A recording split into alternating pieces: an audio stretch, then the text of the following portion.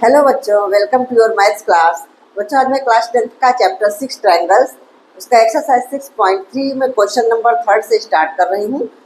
2 questions मैं पिछले video में करवा चुकी हूँ, तो अगर आप लोग देखना चाहते हैं तो चैनल पर जाके पिछला वीडियो देख सकते हैं। तो चलिए स्टार्ट करती हूँ आज क्वेश्चन नंबर 3। तो देखिए क्या बोला गया है क्वेश्चन में। डायगोनल्स AC एंड BD या फिर trapezium ABCD with AB is parallel to DC intersect each other at the point O। ये बोला गया है कि एक ट्रेपेजियम ABCD है, डायग्राम मैंने बना लिया है जिसमें AB is parallel to DC है और इसके diagonal AC and BD intersect each other at point O। अब using a similarity criterion for two triangles show that OA upon OC equal to OB upon OD। तो हमें similarity criterion use करके two triangles का ये चीज prove करना है, show करना है। इसमें हम ट्रायंगल AOB और ट्रायंगल COD को अगर सिमिलर दिखा दे तो हम जानते हैं कि जब टू ट्रायंगल सिमिलर होते हैं तो उनके करस्पॉन्डिंग साइड्स का रेशियो इक्वल होता है। तो बस वही चीज है, करस्पॉन्डिंग साइड्स का रेशियो ही तो है, तो यही हमें इक्वल दिखाना है। तो हमें कौन से ट्रायंगल लेने हैं, ट्रायंगल AOB और ट्रायंगल COD को सिमिलर दिखा देना है। तो चलिए हम स्टार्ट करते हैं। कैसे शुरू करेंगे, जैसे हमारे क्वेश्चन में जो दिया हुआ है पहले हम उसको यूज करते हैं। हमें ये दिया हुआ है AB is parallel to DC, ये गिवन है, ठीक है। तो सॉल्यूशन में हम पहले ये लिख लेते हैं AB is parallel to DC given, ठीक है। अच्छा, AB is parallel to DC given है तो हमें पता है, हमने छोटी क्लास में सीखा है कि जब टू पैरेलल लाइंस होती है उनको थर्ड ट्रांसवर्सल कट करती है तो अल्टरनेट एंगल्स इक्वल होते हैं। मतलब this angle is equal to this angle, ये दोनों आपस में अल्टरनेट है और इस एंगल का अल्टरनेट ये वाला एंगल होगा, ठीक है। तो अल्टरनेट एंगल्स इक्वल होते हैं। तो हम यहाँ पर अगर ध्यान से देखें तो AB is parallel to DC और इसमें हमारी AC अगर ट्रांसवर्सल, हम AC को ट्रांसवर्सल मान लें तो हमारा ये वाला एंगल और ये वाला एंगल दोनों इक्वल होंगे ना, तो इसको हम एंगल A बोलेंगे, इसको हम एंगल C बोलेंगे। हम सिंगल नेम से भी इसको बोल सकते हैं क्योंकि हमारे इस ट्रायंगल के अंदर यही वाला एंगल, एक एक एंगल ही तो हमें लेना है, तो इसलिए हम लिख सकते हैं angle A equal to angle C। तो यहाँ पे किस लिए इक्वल है, ये है alternate angle,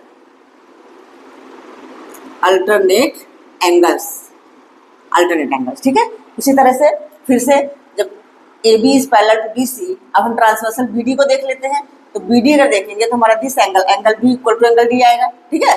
and angle B equal to angle D, ये भी हमारे हैं अल्टरनेट एंगल्स। यहाँ पे ज्यादा कुछ लिखने की जरूरत नहीं है, बस इतना ही काफी है लिखना। अल्टरनेट एंगल से भी हो गया। Now in triangle AOB and triangle COD क्या क्या इक्वल, देखो ये दो चीजें तो हम पहले दिखा चुके हैं। हम लिखेंगे angle A equal to angle C proved above, या फिर इसमें हम इक्वेशन नंबर 1 और 2 डाल करके फ्रॉम 1 फ्रॉम 2 ऐसा भी लिख सकते हैं, या आपने अभी अभी प्रूव किया है तो प्रूव्ड अबव करके भी हम इसको लिख सकते हैं। दूसरी चीज भी हम ऐसे उतार लेंगे जो हमने किया है, angle B equal to angle D, यहाँ पे भी हम लिखेंगे प्रूव्ड अबव।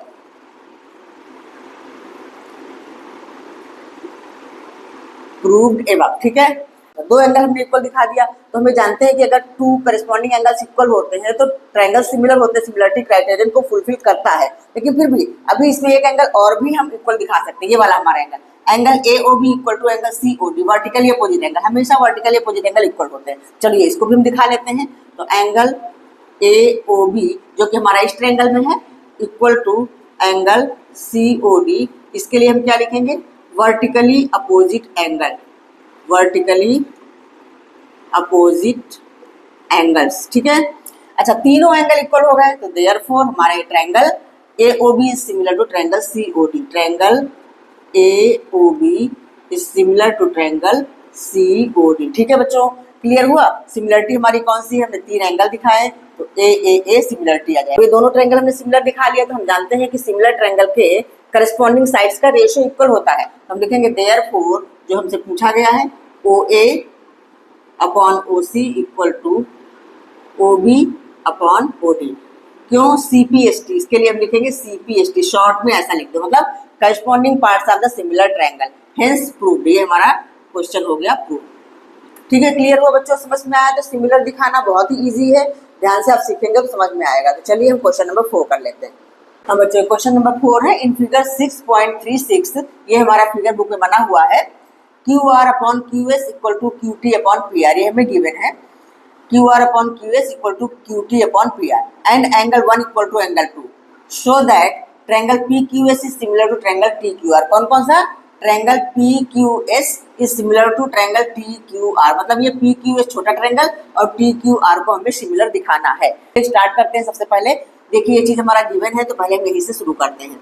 तो एंगल 1 इक्वल टू एंगल 2 ये हमारा क्वेश्चन में गिवन है।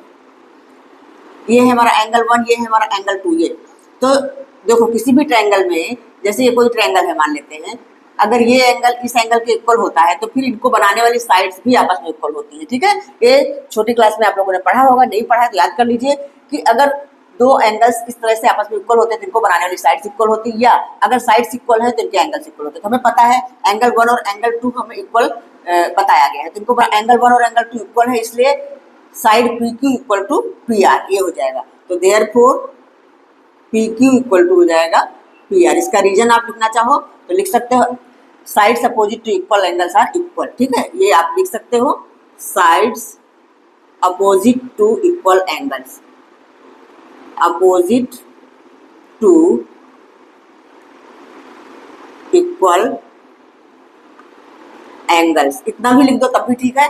ये इक्वल एंगल्स आर इक्वल, ये पूरा सेंटेंस कंप्लीट कर दो।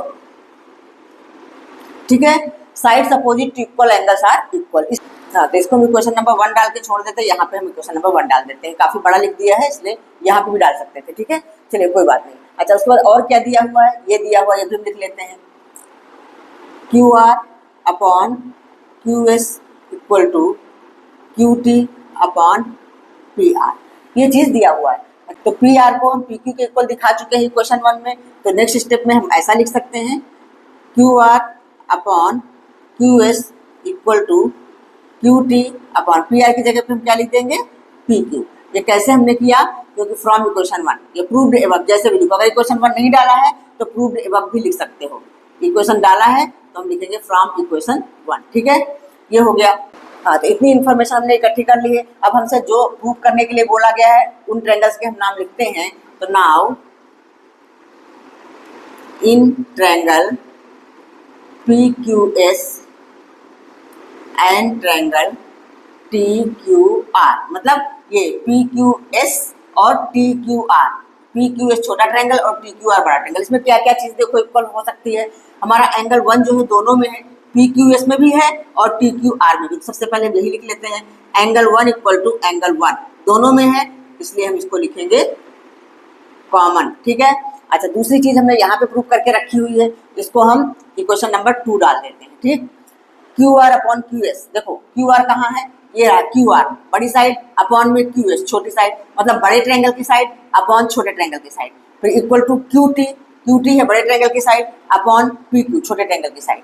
तो ये क्या हो रहा है, इन दोनों ट्रायंगल्स के करस्पॉन्डिंग साइड्स का रेशियो इक्वल हो रहा है। ठीक है, और हम ये लिख लेंगे, Q R upon Q S equal to Q T upon P Q from 2 या प्रूव्ड एबव, जैसा भी आप लिखना चाहो, फ्रॉम इक्वेशन 2। ठीक है, इक्वेशन 2। अब ये दो चीजें हमारे पास हो गई, देखो इनकी करस्पॉन्डिंग साइड्स का रेशियो इक्वल हो गया और उन्हीं साइड के द्वारा बना हुआ एंगल इक्वल है, तो हमारे ये दोनों ट्रायंगल सिमिलर हो जाएंगे। तो therefore triangle P Q S is similar to triangle T Q R, और सिमिलरिटी कौन सी है, एस ए एस, मतलब साइड एंगल साइड, सिमिलरिटी हमारी हो जाएगी एस ए एस। बस अब हमारा ये प्रूव हो गया, यही तो हमें प्रूव करने के लिए बोला गया था। तो बच्चों इन क्वेश्चंस में कुछ मुश्किल नहीं है, बस ध्यान से आपको डायग्राम देखना है और क्या क्या चीज इसमें इक्वल हो सकता है। सिमिलरिटी क्राइटेरियन आप लोगों को बिल्कुल अच्छे से मालूम होने चाहिए कि 4 टाइप्स के होते हैं, ए similarity, triple A similarity, S A similarity and S S S similarity, मतलब तीनों साइड्स का रेशियो इक्वल हो। तो बस इन्हीं में से हमें ढूंढना है, अगर ये चीज हम पा जाते हैं तो बस हमारे ट्रायंगल्स सिमिलर हो जाते हैं। तो चलिए हम नेक्स्ट क्वेश्चन कर लेते हैं। हाँ बच्चे, तो क्वेश्चन 5 है, देखिए इसमें क्या पूछा गया है, पहले समझ लेते हैं इसको। S and T R points on sides P R and Q R of triangle P Q R. तो इस क्वेश्चन में डायग्राम दिया हुआ नहीं है, क्वेश्चन पढ़ करके आप लोगों को डायग्राम बनाना है। इस तरह से देखिए बनाया है, ट्रायंगल पी क्यू आर लिया है और कह रहा है S and T R points on sides P R and Q R of triangle P Q R. S जो है पी आर पे एक पॉइंट है और टी जो है क्यू आर पे एक पॉइंट। ठीक है, पी आर और क्यू आर दिया हुआ है इस ट्रायंगल पी क्यू आर में, इस तरह से such that angle P equal to angle R T S, this angle P equal to angle RTS, इसको हम बोलेंगे RTS, ठीक है। So that triangle RPQ is similar to triangle RTS, ये हमें दिखाना है। बहुत ही इजी क्वेश्चन है, बहुत इजी है। तो जो हमें दिखाना है, पहले हम इनके नाम लिख लेते हैं। इस तरह से in triangle RPQ and triangle RTS क्या क्या इक्वल है, ये हम पहले देख लेते हैं। और सिमिलरिटी क्राइटेरिया में अगर फिट बैठता है तो बस हमारे ट्रायंगल सिमिलर हो जाएंगे। सिमिलर ही तो दिखाना है। तो सबसे पहली बात जो हमें दिया हुआ वो हम लिख लेते हैं, angle P equal to angle RTS। ये देखो एंगल P जो है हमारे इस वाले ट्रायंगल का एंगल है RPQ का, और ये जो हमारा RTS है ये छोटे वाले ट्रायंगल का है। हाँ, तो angle P equal to angle RTS ये हमारा है गिवन।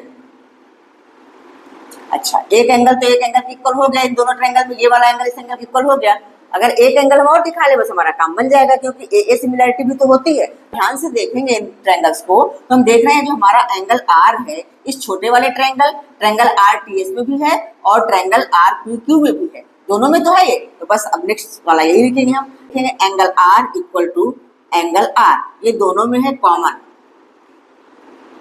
ये बहुत ही इजी क्वेश्चन है। तो अब बस हो गया ना, हमारा सिमिलर हो गया। तो therefore triangle RPQ is similar to triangle RTS। कौन सी सिमिलरिटी है? AA similarity. बस हमारा ये प्रूफ हो गया, यही तो हमसे पूछा गया था। तो हाँ बच्चा, तो आज इतना ही।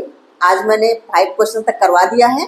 तो आई होप आप लोगों को सारे क्वेश्चन समझ में आए होंगे। तो अगर वीडियो अच्छा लगा है, क्वेश्चन समझ में आए हैं तो लाइक कर दीजिए, अपने फ्रेंड्स को शेयर कीजिए, वो भी इसका फायदा उठा सकें, और सब्सक्राइब कर लीजिए। मिलते हैं नेक्स्ट वीडियो में आगे के क्वेश्चन के साथ। तब तक के लिए बाय बाय।